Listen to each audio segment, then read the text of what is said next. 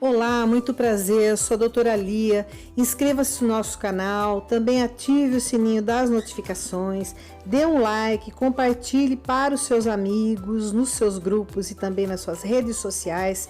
Assista aos nossos vídeos, nossa matéria é bem eclética, falamos de direito, saúde, psicologia, culinária, dicas pet, faça você mesmo e muito mais. Vamos para o vídeo de hoje?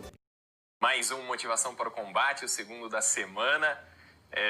Confesso para vocês que tô, super ansioso aqui.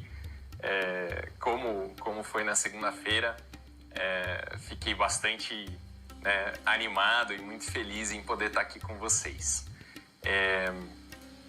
Hoje eu quero ver se eu consigo responder algumas perguntas, né? Na segunda-feira eu contei um pouco da minha história, falei um pouquinho sobre o que aconteceu e acabou que levou praticamente o Motivação inteiro e eu não consegui, né, conversar com vocês mesmo, responder perguntas do chat. Hoje eu quero falar sobre uma questão muito legal, né, que eu refleti bastante. A gente vai falar um pouquinho sobre perspectiva e sobre esperança, tá? E depois eu vou tentar responder umas perguntas, tá bom? No dia 20, eu tomei 2 tiros na mão. Então, eu sou destro, né? A minha mão direita é a mão que eu uso para atirar, para escrever, para digitar, para fazer tudo que é importante.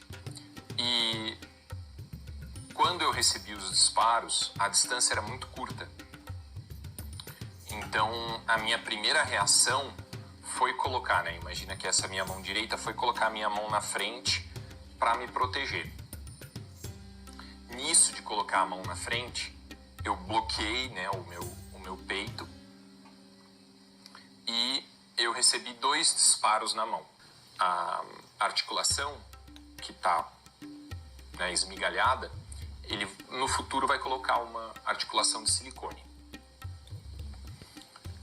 Eu falei, ok, perfeito. Já comecei as sessões de fisioterapia ontem, eu já fui e consegui mexer a pontinha do dedo, fiz laser, fiz tudo que tem que fazer, né? A fisioterapia agora é simplesmente mexer a ponta do dedo para que ele não fique enrijecido. E a enfermeira falou, olha, eu vou passar pelo outro nariz. E eu falei, moça, eu tenho desvio de septo, não vai dar certo. Tem que ser na mesma narina. E ela, tipo, fica quieto, né? E tentou enfiar na outra narina. E não deu certo. Aí ela, é verdade, o seu nariz é torto. Vamos colocar na esquerda. E aí eu lá, né, fudido, falei, eu não falei. Por que eu falei isso? Porque eu assumi a responsabilidade. Eu tentei fazer o melhor possível o tempo todo. Eu prestava atenção em tudo que eles estavam falando. Todos os curativos, eu prestei atenção em todos os curativos. Eu lembrava as enfermeiras, olha, tem um buraco aqui, tem um corte aqui, tem um negócio aqui. E é assim que vai ser. O maior responsável pela minha melhora sou eu. Mesmo antes do que aconteceu, eu já tinha lido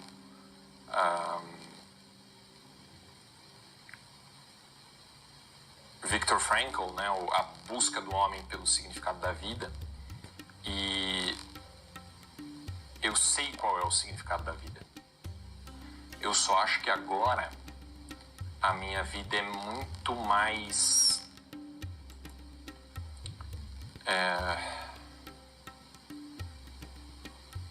eu diria que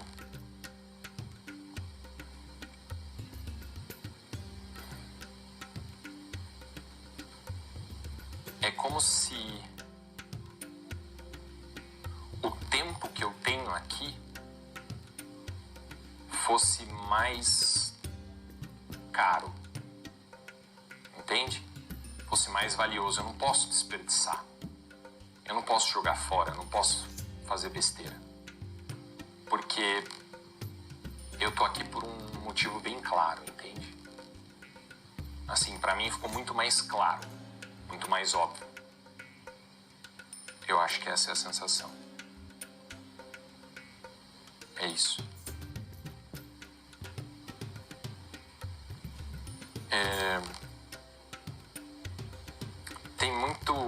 Eu recebi muitas críticas, né? Muito comentário maldoso, né? Muita gente ruim.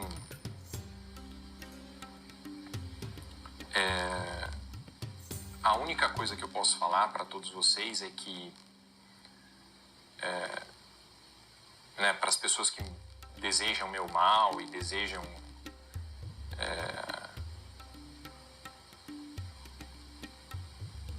coisas negativas para mim, né, é que não tem absolutamente nada que você possa falar que vai fazer com que eu me sinta mal.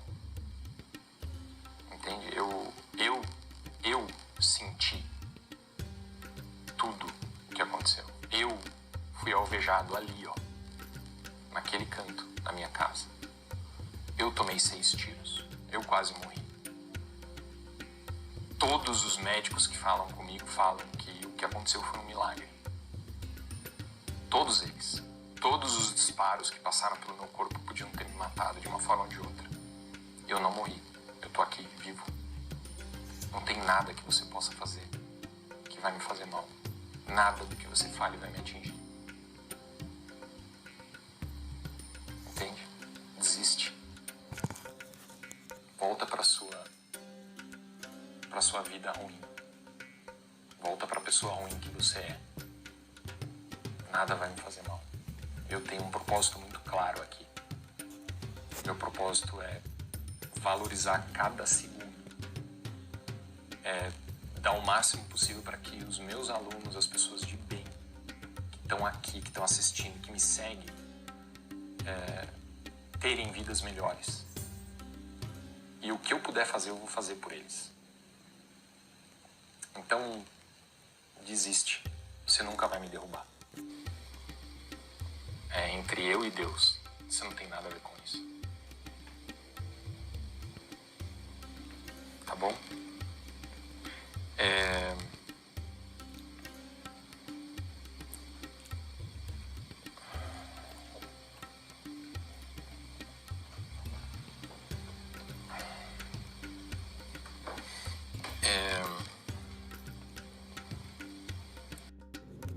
Olá, pessoal. Eu deixei rodar esse vídeo com mais trechos pelo seguinte: os vídeos dele são muito longos, eu não ia colocar na íntegra. Eu peguei as partes mais importantes da fala dele para nossa análise, aquilo que teria que ser analisado, sem, no entanto, na edição, causar algum dano à figura dele ou dar um duplo sentido. De forma alguma, vocês podem ir lá e assistir o vídeo dele na íntegra. Vou ser bem clara e sincera naquilo que percebi e vi. E vejam se vocês veem a mesma coisa.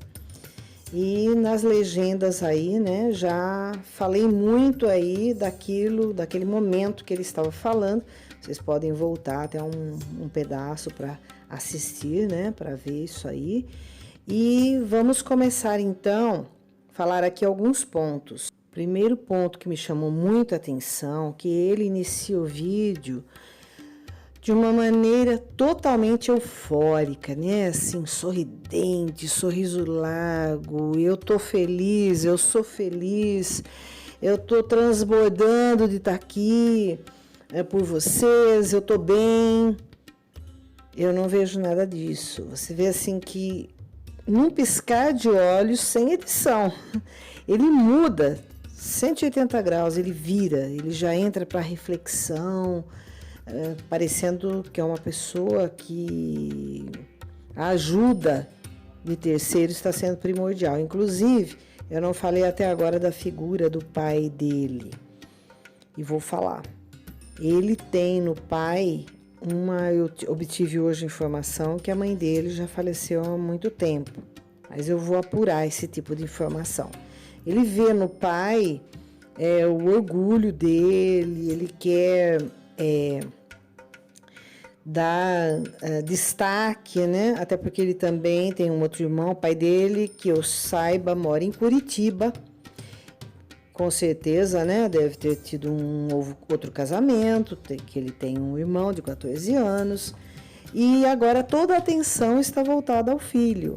Ele está lá com o filho de 14 anos, junto no apartamento de Paulo.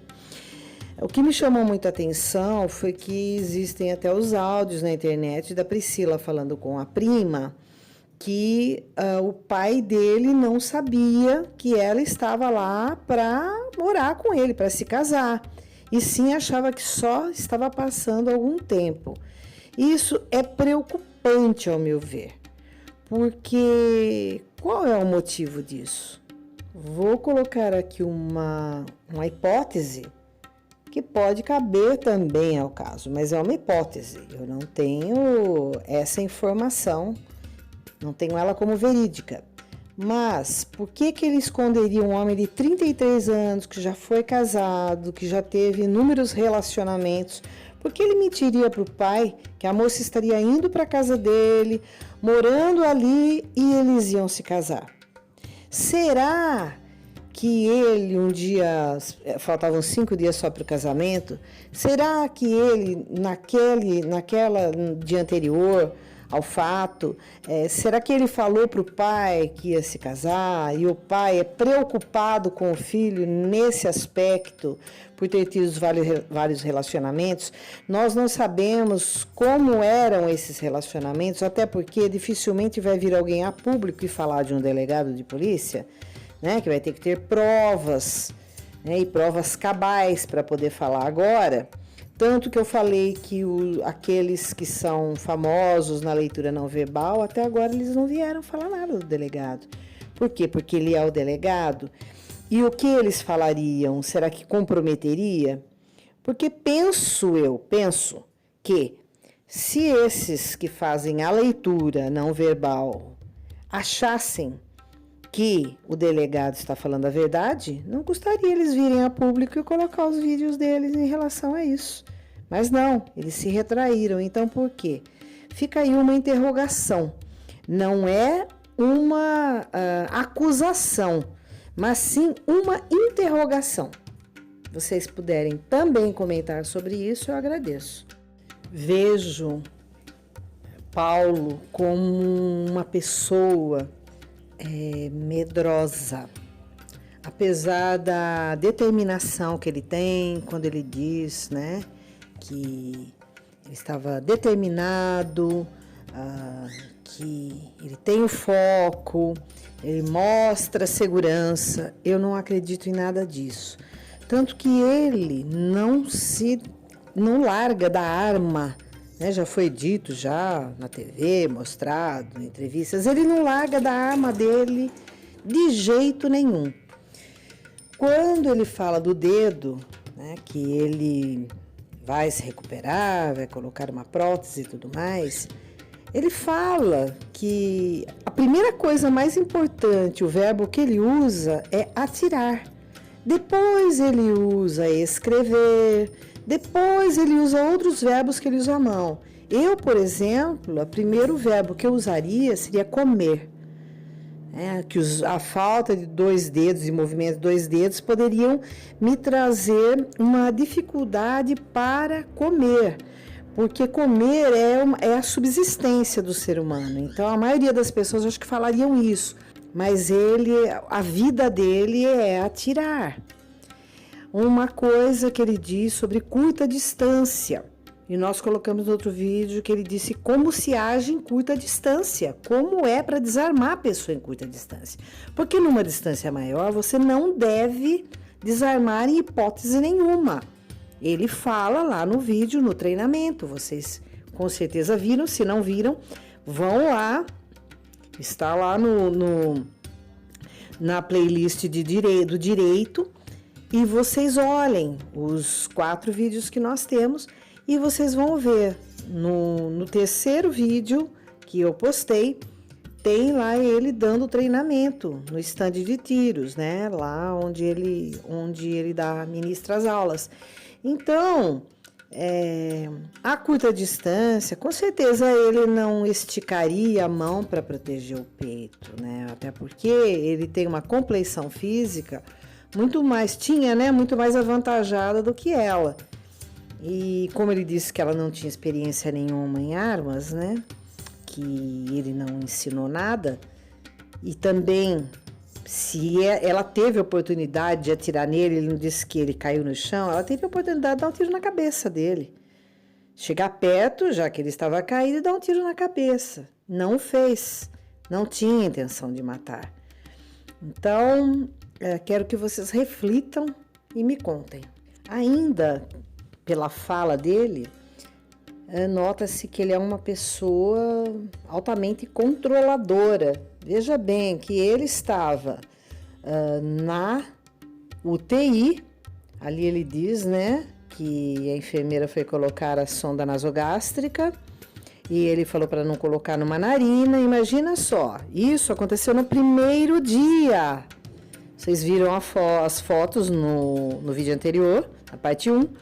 No primeiro dia, quer dizer, se ele estivesse tão grave, veja como que você discutiria, olha, essa narina minha aqui, eu tenho desvio de septo. Alguma vez, será que em alguma oportunidade foi necessário que se introduzisse a sonda nasogástrica nele e ele sabia disso, que não ia ter condições? Porque mesmo com desvio de septo, com certeza é possível se passar uma sonda nasogástrica, porque conheço esse trabalho, como funciona. Então, assim, ele via tudo que faziam, vocês viram o que ele disse. Ele via tudo, ele via o curativo, ele via aquilo. E ele fala que tudo isso serviu para ele ter o controle da vida dele. Então, ele é uma pessoa que não sabe ficar sem o controle nas mãos. E isso é uma coisa, sinceramente, perigosa para o ser humano. Veja que ele fala que estava lendo muito antes disso tudo, quer dizer, muito antes de conhecer Priscila, ele estava lendo um livro, né, da busca do homem, né, pelo significado da vida. Ele fala o nome do autor.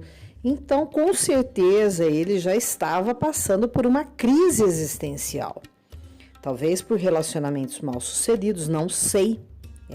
São apenas hipóteses. E ele disse também que ela também estava lendo, né? No vídeo anterior nós pudemos ver que ele falou isso também.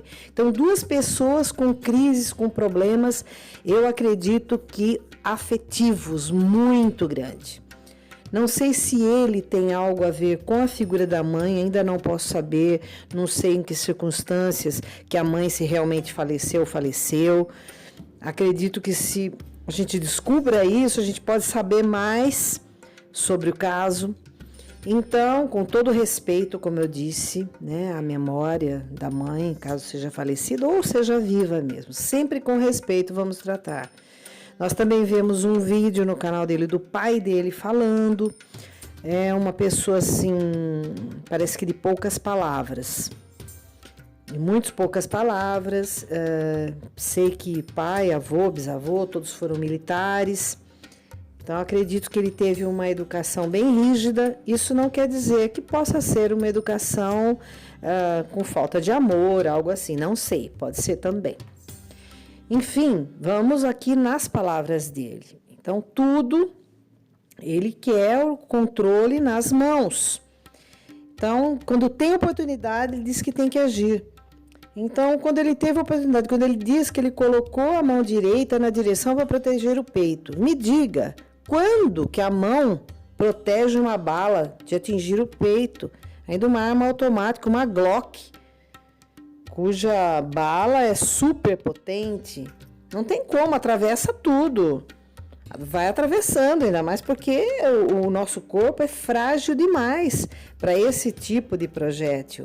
Outra coisa, ele olha para um canto, ele diz, foi ali no canto que eu fui baleado. Mas ele estava tomando banho no banheiro da suíte, tanto que Priscila foi encontrada no banheiro da suíte. E tem marca de sangue no espelho, como eu falei, de uma mão, que eu sinceramente acredito que seja dele, porque a partir do momento que ela tomou um tiro no peito, sendo ela ou ele tendo desferido esse tiro, veja que ela cai na hora. Não tem como ele falar mais pra frente, vocês vão escutar ele falar sobre um tiro que ele achou que pudesse ser de raspão. Não existe tiro de raspão no peito. Não existe como. Seria se fosse num braço, que é mais fino, mas o tórax, ele é largo. Então não tem como Vocês vão entender tudo isso aí, ouvindo o que ele fala. Então é mais interessante ele falando aqui, para você, eu colocando as legendas, e vocês vão analisando aquilo que é o que dá a entender. Nós vamos voltar a falar muita coisa no final, mas quero falar agora essa parte de que ele fala que para os haters, né, que eles não vão atingi-lo, não vão. Ele nega a fala, ele fala de uma forma e nega com a cabeça. Com certeza o aflige muito a falta da averbação do público, a falta de apoio de muitos, com certeza, isso aí o abala. Até porque, quando não abala, se você tem um hater na internet, como youtuber, seja na sua rede social, se você não der bola, se você ignorar, isso aí vai acabar, ou bloquear. Existe como? Não, para ele é muito importante a aprovação 100% das pessoas. E vamos falar um pouquinho dessa última partezinha aí, que na minha opinião, acho que ele foi muito infeliz na frase dele, dizendo que isso é entre ele e Deus, né? Não é nenhuma frase, é uma expressão. Achei assim que não achei normal isso. Como volto a dizer, ele pode ser uma pessoa eloquente, que fala bem, que sabe usar as palavras, sabe convencer, mas o cérebro é uma coisa, é um mistério, né? Tanto que pessoas que cometem crimes, serial killers, claro que não é o caso dele, pelo amor de Deus, comentando, eles voltam a cometer os mesmos crimes, com os mesmos resquícios. Como eu falei para vocês sobre a escrita, a nossa escrita, a gente escreve sempre do mesmo jeito, né? Desde que você não esteja tomando alguma droga, algum medicamento, alguma coisa que possa tremer as mãos, você vai fazer porque é o cérebro quem processa isso. Então, modus operandi e tudo mais, e falhas que nós temos, nós podemos ser pessoas inteligentes, mas nós caímos em muita coisa. Não tem como deixar tudo guardado. E eu achei que essa frase, isso é entre eu e Deus, você não tem nada a ver com isso. E ele dá o sorriso, que na psicologia, não sou eu quem estou falando, é a psicologia, a linguagem não verbal, ele levanta os músculos do sorriso do psicopata, que é aquele sorriso do palhaço, né? Que existem filmes, né, sobre palhaços, né, que se disfarçam de palhaços. Aquele sorriso do Coringa, né? Ele dá aquele sorriso, que na psicologia, volto a dizer, se chama o sorrisinho do psicopata. Sabendo que nem é um motivo para rir. E depois disso, ele fica totalmente reflexivo, ele não consegue falar, ele suspira e tem que tomar água. Ele perde o rumo de tudo isso. Então, sinceramente, eu ainda acho que muita água vai rolar embaixo dessa ponte, por ele ser emocionalmente fraco. Vamos a outros trechos.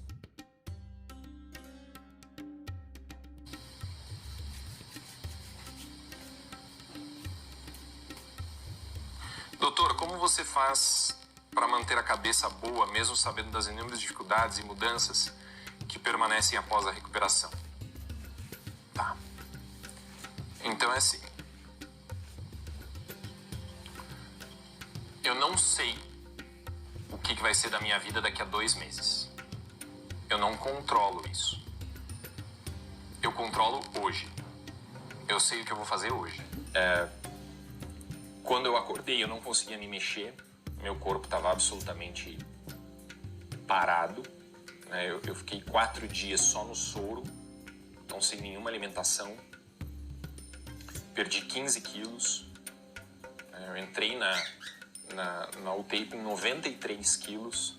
Eu tô com menos de 80.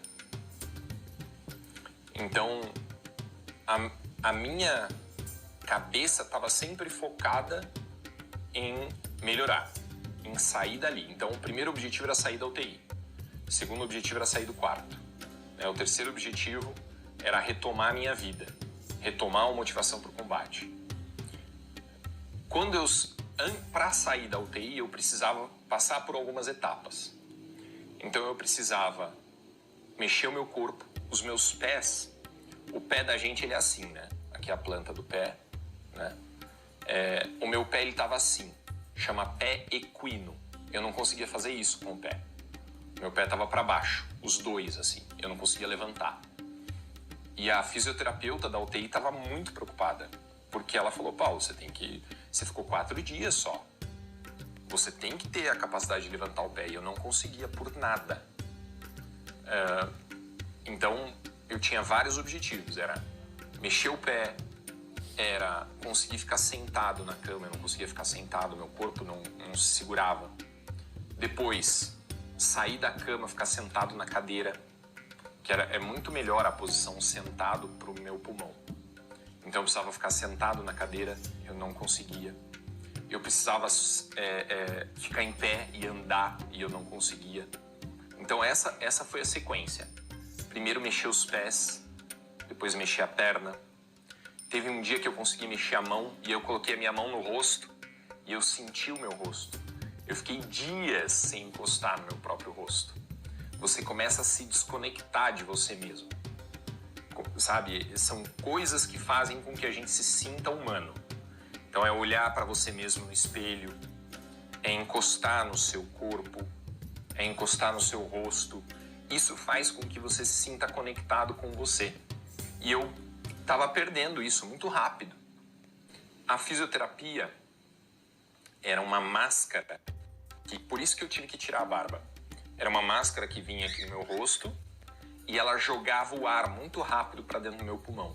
Acho que chama VI, VNI, uma coisa assim, a máscara. Então eu tinha que fazer aquele exercício, é muito doloroso. Eu fazia 1 hora seguido. Punha a máscara, rezava o terço e ficava ali, respirando. Então fazia a máscara 3 vezes por dia, fazia os movimentos da fisioterapia. Eu cheguei assim tinha uma fisioterapeuta japonesa que ela me deu uma garrafinha de água de 500 ml para eu fazer assim com o braço, né? E aí eu falei para ela me dar uma de 2 litros. Ela falou, você não vai conseguir. Eu falei, eu vou. E ela me deu a de 2 litros e eu consegui fazer o exercício. A fisioterapeuta, ontem, quando ela estava mexendo no meu dedo, ela perguntou assim, por que você não esperou o socorro? Por que você não... Eu já tinha ligado. Por que eu não esperei o socorro? E eu falei para ela, eu sabia que se eu não fizesse alguma coisa eu ia morrer. Então eu assumi a responsabilidade pela minha vida. Da mesma forma que vocês têm que assumir a responsabilidade pelo futuro de vocês. Se vocês não fizerem alguma coisa, vocês não vão melhorar. Vocês não vão sair do lugar. Vocês podem até piorar. Então esse é o ponto crucial. É assumir a responsabilidade pelas decisões da sua vida. Estudar passa a ser uma forma de abrir portas, perspectivas futuras. E se você tiver o auxílio do material, da orientação, da técnica, você consegue enxergar futuros que você não tinha antes. O Hit Misael falou aqui, né? Bilinski, quando o senhor fala em assumir a responsabilidade pela própria vida, lembra muito o que o Jocko fala sobre autodeterminação. Perfeito. Então, o que é? Né, o Jocko Willink, é um Navy SEAL. Ele fala assim...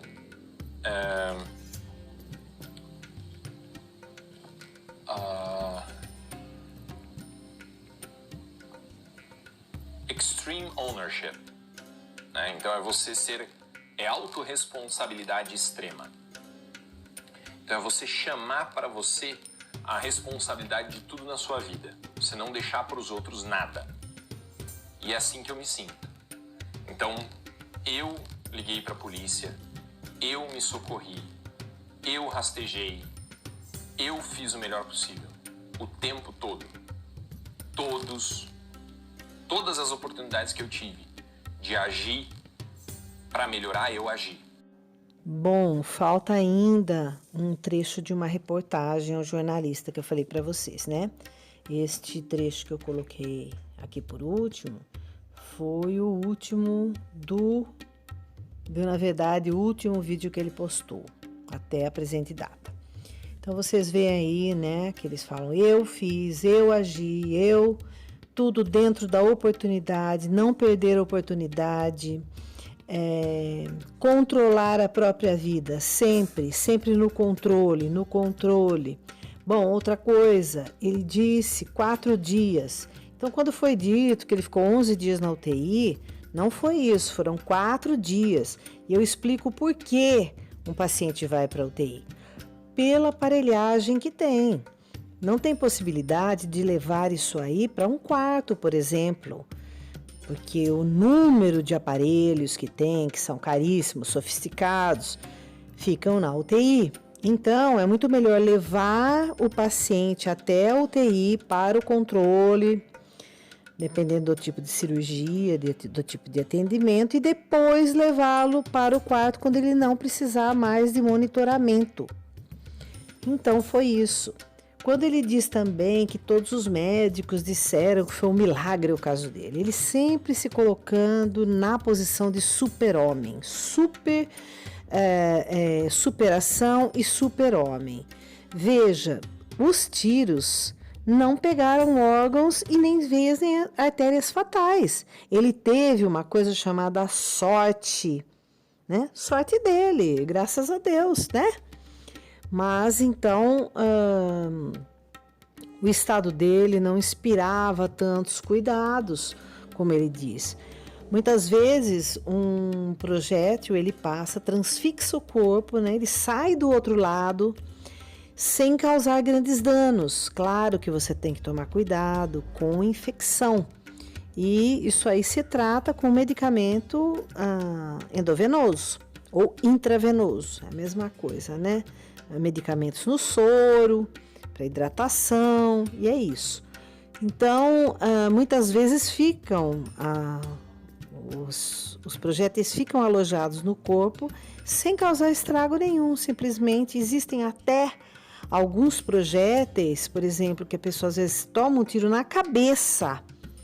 Isso aí não a curta distância, né? Que aí não é possível, mas a longa distância e o projétil fica alojado e não é interessante que se retire o projétil de lá, porque pode ser uma cirurgia de risco e o projétil ali não vai ter problema nenhum. Então, a gravidade também, depende da sorte da pessoa, do que aconteceu, de técnicas que ela usou, e é isso. Ele também diz que ele estava se desconectando, né? Ele não olhava para o espelho, ele não tocava o próprio rosto.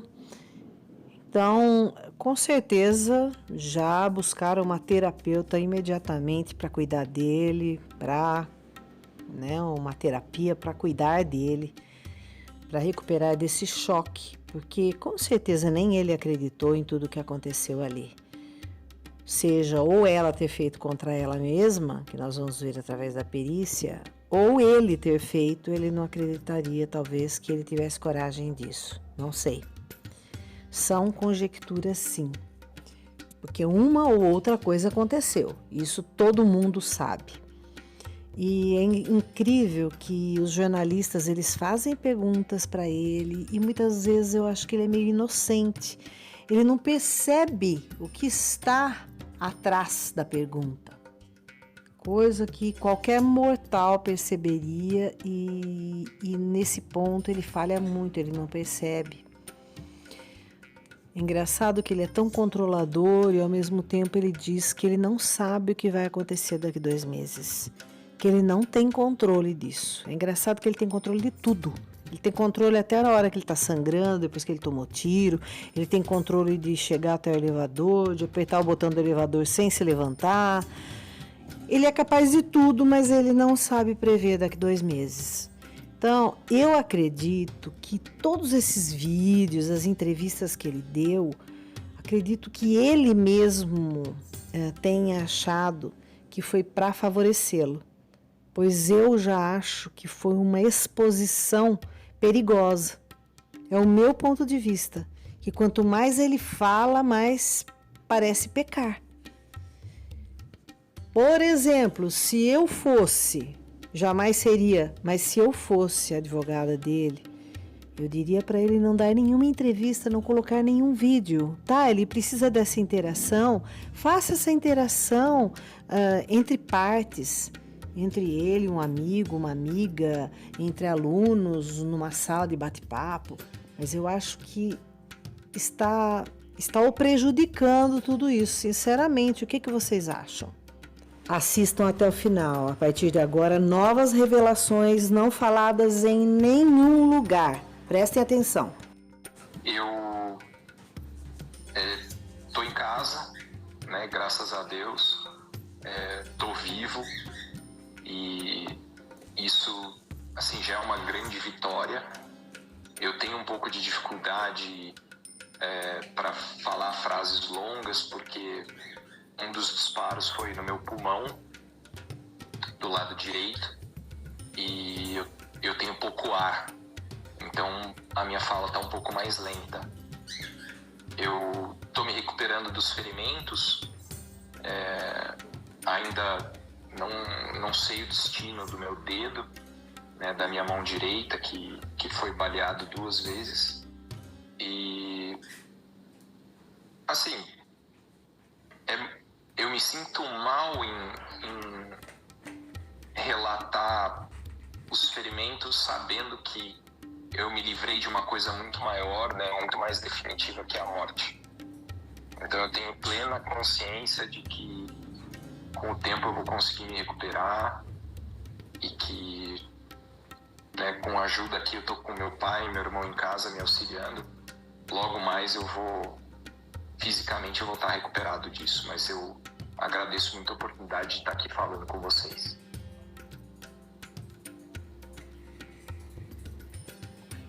Eu não tô te ouvindo, seu microfone tá no mudo, sobre os meus ferimentos, e ele começou a me falar o que poderia ter acontecido com cada um deles que não aconteceu. Então, desde uma artéria femoral na perna esquerda que não foi afetada, a o osso do fêmur da perna direita que não foi afetado, ao nervo, eu acho que radial do braço direito que não foi afetado, que me permite o movimento do braço direito, até, óbvio, meu coração e outros órgãos muito mais vitais. Então, cada um dos 6 disparos poderia ter um destino fatal e não teve. E logo depois dos disparos, quando eu estava no chão, eu perdi a consciência. E eu fiquei ali desmaiado por cerca de 5 minutos. E quem me acordou desse desmaio e me deu a capacidade de rastejar para fora da minha casa e descer o elevador, por óbvio que foi uma decisão divina. Não foi algo que veio de mim. Porque a ordem natural das coisas é: você toma tiro, você desmaia, você sangra, entra em choque hipovolêmico, que é a ausência de fluido no corpo, falta oxigenação no seu cérebro e você morre. E o que aconteceu comigo é que durante esse desmaio foi interrompido e eu tive força de sair de dentro do apartamento. E é isso que me permitiu ter uma chance de lutar. Eu acordei e eu não senti nenhuma dor. Eu não senti nada. A minha cabeça estava acordada. Eu peguei o celular, liguei para a polícia, falei o que tinha acontecido comigo, soltei o celular, eu analisei os meus ferimentos para saber se tinha alguma coisa que eu podia fazer. Eu tentei levantar, eu não consegui, e aí eu rastejei usando só o braço esquerdo. Briguê, o meu irmão tem 14 anos. Ele é leve, forte e saudável. Ele não conseguiu fazer metade do caminho que eu fiz, do banheiro até a porta da sala, até o elevador e até o hall de entrada. Li o primeiro livro do Viktor Frankl, que eu conheci por intermédio do Jordan Peterson. Eu li Busca do Sentido, e ela estava lendo também A Busca do Sentido. A gente estava no mesmo ponto do livro quando a gente conversou sobre ele.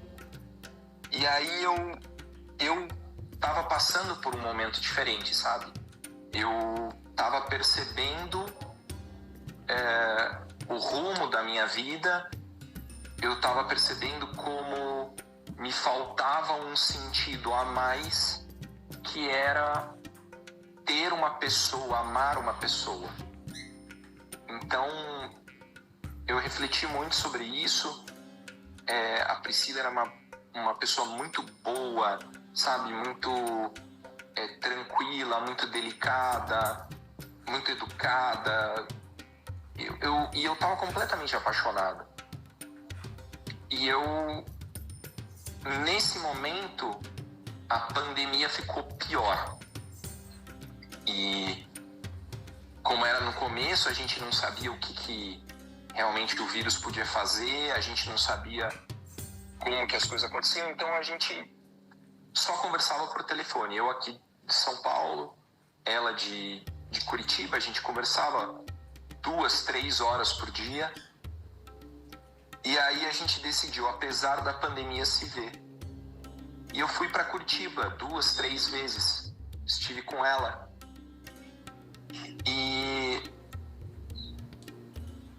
E aí eu falei, olha, a gente tem os mesmos objetivos, a gente tem as mesmas metas, né? A gente se ama, a gente tem um relacionamento super bom. Por que você não vem ficar comigo em São Bernardo, né, na minha casa, e a gente pode aprofundar ainda mais o relacionamento? E ela falou que sim, que viria, mas que ela tinha medo de que acontecesse a mesma coisa que aconteceu no último relacionamento dela, que era ela passar 2 anos com uma pessoa e depois, né, acabou, ela tem que voltar para a vida dela. Então ela falou assim, por que a gente, se você me ama, eu te amo, por que a gente não se casa? Eu falei, então a gente se casa, vamos nos casar. Então ela veio para São Bernardo, a gente marcou o casamento, eu marquei de conhecer a família dela, de trazer os pais dela para cá, para o casamento, e estava tudo indo muito bem. Ela passou 20 dias aqui na minha casa comigo, e esse período foi fantástico. Ela deixou a casa do jeito que ela gostava, estava tudo arrumado. Eu chegava em casa, eu já estava solteiro há mais de 2, 3 anos. Depois que ela veio para cá, eu chegava em casa e eu enxergava um lar, sabe? Não mais o espaço físico, eu me sentia bem, tudo era diferente. E aí, nesse período de 20 dias, a gente teve um primeiro desentendimento por causa de rede social, por causa de ciúme. No final, né, dessa primeira discussão, ficou tudo bem. Ela percebeu que não existia motivo para ela ficar chateada comigo por essas coisas. E eu achei que isso estava mais ou menos resolvido. No dia 19 à noite, eu deixei o meu computador na sala, com o WhatsApp web aberto, e eu fui jantar. E ela veio olhar o WhatsApp web e viu uma conversa que eu tive antes da gente começar a namorar, antes dela vir pra cá. Uma conversa com uma menina que admirava meu trabalho, uma coisa assim completamente fora de contexto. E ela me questionou sobre essa mensagem, ficou muito chateada, muito chorosa, falou que queria ir embora. Eu falei, tudo bem, a gente termina o relacionamento, cancela tudo, casamento, viagem, não tem problema. E nesse dia ela falou que um ex-namorado viria buscá-la aqui em casa. E esse ex-namorado não veio. Mas ela estava muito transtornada, muito agitada. E eu achei que ela podia fazer alguma coisa contra ela.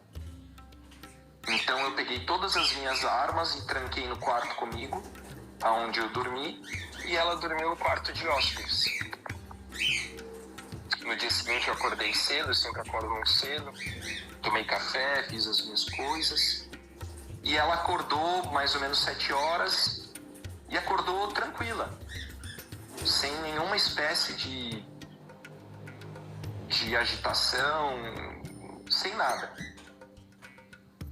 E ela estava sentada aqui, aonde eu estou sentado agora, tomando café da manhã, quando eu falei para ela, olha, eu vou tomar banho então, porque eu preciso trabalhar. E eu entrei no banheiro. Eu tomei meu banho, e a hora que eu abri a porta do banheiro, ela estava na minha frente, com a arma apontada para mim, e sem falar absolutamente nada, ela começou a disparar. Ela fez muitos disparos, eu não sei quantos.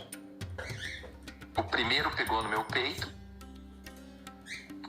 e eu coloquei a mão na frente. Esses outros pegaram na minha mão.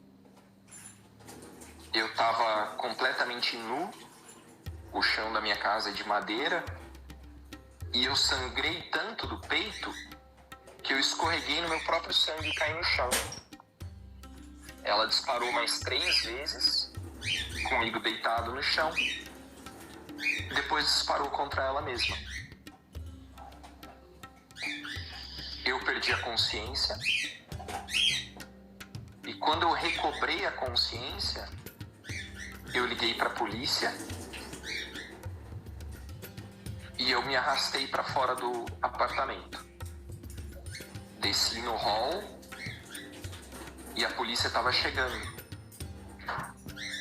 Eu fui socorrido para um hospital aqui do lado da minha casa. Foi estratégia que trouxe o meu pai para cá, no dia do que aconteceu. Que trouxe meu pai, trouxe meu irmão. E outro professor que falou, Paulo, você é forte. Você é forte como um cavalo, ele falou para mim. E você vai aguentar o que está acontecendo com você aí. E eu ficava pensando o tempo todo nisso. Que eu não ia ser abandonado e que eu tinha força suficiente para passar pelo que eu estava passando. A primeira oportunidade que eu tive, eu fui, mesmo estando debilitado, mesmo não conseguindo andar, mesmo com o risco do Covid, eu fui para esclarecer para o perito, para o delegado o que tinha acontecido. Eu tentei dar entrevista para que as pessoas ouvissem da minha boca o que tinha acontecido. Nunca dei aula de tiro para ela, nunca. No sábado anterior ao dia 20, a gente fez uma gravação em Atibaia com alguns amigos, que a gente usou várias armas, fez muitos disparos e tal. E o padre estava lá junto com ela, junto comigo, junto com os meus amigos. E em determinado momento o padre e ela fizeram disparos, atiraram. Inclusive com a arma que ela utilizou para atirar em mim. E ela atirou super bem, atirou melhor do que o padre, que já é atirador. Então, ali eu podia saber com absoluta certeza que ela já tinha alguma espécie de formação com armas. Ela já me dizia que tinha interesse em arma de fogo, que gostava. Ela queria fazer concurso para carreira policial, mas não fez porque o ex-namorado não gostava, não deixava. O pai dela, ela dizia que o pai dela tinha arma de fogo em casa, que ela já sabia disso. Então, a narrativa dos pais parece, né, que passou a ser de negar o suicídio e tentar me culpar pela morte dela, que são duas coisas que não podem ser feitas. Eu não tenho responsabilidade por ela ter tomado a própria vida. Eu não fiz nada que pudesse dar causa a isso. E não fui eu que ensinei ela a usar a arma de fogo. Muito pelo contrário, isso ela já sabia e ela utilizou da pior forma possível. Sendo que a arma não era a única coisa que ela tinha com ela. Ela tinha uma faca escondida na parte de trás das costas dela, uma faca de cozinha, uma lâmina enorme. Então, eu não sei se o plano inicial dela era me esfaquear ou era atirar em mim. Mas eu sei que as duas coisas eram possíveis. E, de uma forma ou outra, ela só conseguiu usar a arma. Eu achava que tinha sido de raspão. Eu não achei que ela tinha acertado o disparo nela mesma. Então, quando eu acordei do meu desmaio, eu acordei com muito medo. O corpo dela estava onde? Onde que ela caiu? Na suíte. Na suíte. Você se arrastou da suíte até a sala. Até a sala e saí do apartamento. E o advogado mencionou o fato de uma arma estar no hall do apartamento, né? Sim. No corredor. No corredor. Onde tudo aconteceu. E havia uma cápsula solta. A arma estava sem o carregador e sem munição. Eu não posso te falar exatamente a dinâmica dos fatos, mas eu vou utilizar o raciocínio negativo, tá? Por que eu não posso falar isso? Porque o meu depoimento está em segredo de justiça. Então, ninguém pode acessar esse meu depoimento. E eu não posso falar para você o conteúdo dele, porque eu estaria rompendo o segredo de justiça. Mas eu vou utilizar um raciocínio completo. Então, o advogado dela diz o seguinte, que ela não poderia ter realizado 6 disparos em mim, 1 disparo nela e retirado o carregador e a munição da arma. Mas o advogado dela pensa que eu poderia ter sofrido 6 disparos, realizado 1 disparo nela e aí retirado o carregador e a munição da câmara. Isso não faz sentido. Tá? Agora eu te pergunto o seguinte, e você completa esse raciocínio. Se eu achava que o tiro tinha sido de raspão, e se eu acordei depois dos disparos e saí do apartamento, quer dizer que eu tomei as medidas necessárias para que eu não fosse alvejado novamente. E aí eu saí do apartamento. Entendeu? A parte religiosa, eu fui muito atacado porque no mesmo dia eu fiz um post com uma frase da Bíblia em que Jesus, era uma figura de Jesus ensinando uma criança o uso da arma. E eu coloquei o trecho da Bíblia que fala, né, que aquele que não tem uma espada deve vender a sua capa e comprar uma. E o que eu queria, né, era justamente deixar claro, e eu sempre falei muito sobre isso, que Jesus não é uma figura fraca, que o cristão não é mole, é justamente o contrário.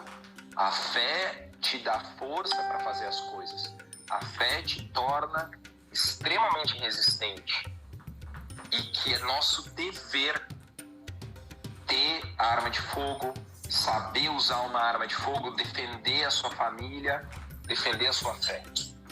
Meus queridos e minhas queridas, será que depois de ver todos esses vídeos, essas legendas, vocês raciocinarem aí o que vocês acham de tudo isso, será que eu preciso comentar mais alguma coisa? Eu acredito que não. Até porque eu não quero passar a minha ideia para ninguém. Eu tenho a minha opinião própria sobre tudo isso.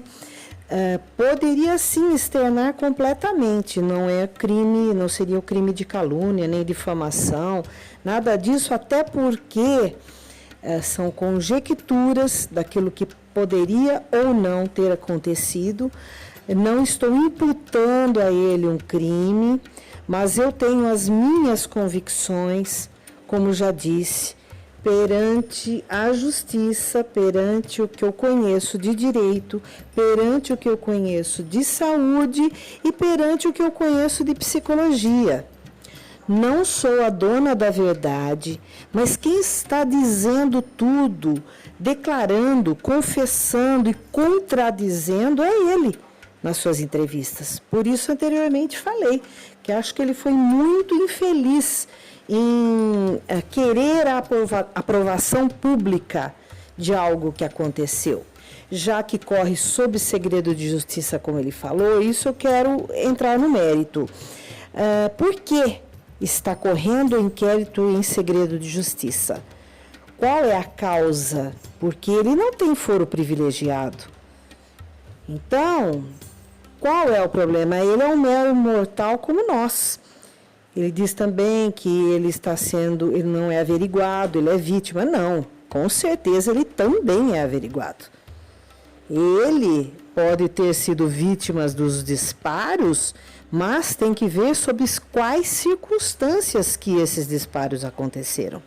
Então, vocês viram que tem hora que ele diz que aconteceu na suíte, e depois que ela foi encontrada na suíte, depois que aconteceu no corredor, né?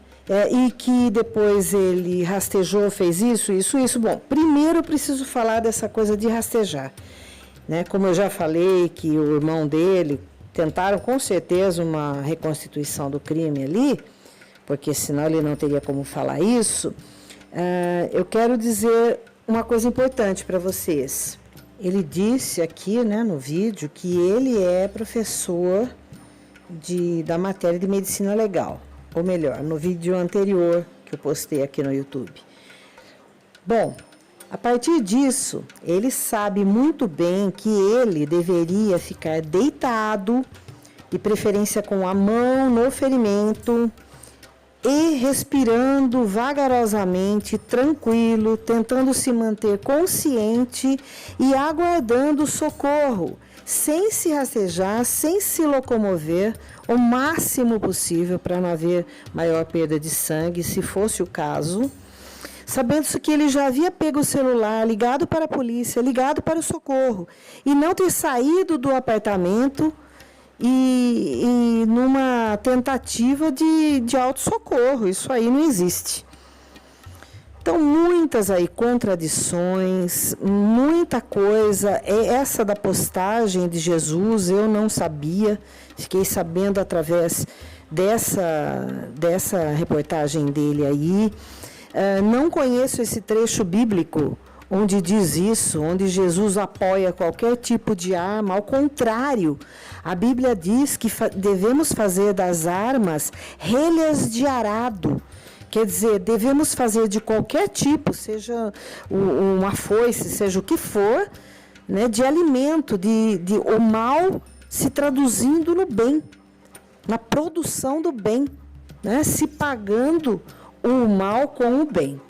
Quero dizer a vocês que vou seguir esse caso até o final, vou continuar analisando, qualquer novidade vou trazer aqui para o canal. Então, se você não é inscrito, inscrita, inscreva-se. Você vai receber na sua caixa de e-mail assim que postarmos novos vídeos de todas as matérias, inclusive caso delegado Paulo Bilinski. Vamos estar sempre por dentro das novas informações. E se vocês também tiverem novas informações, por favor, comentem e tragam para o canal. Beijos, comentem. Obrigada por assistir, fiquem com Deus e tchau, tchau!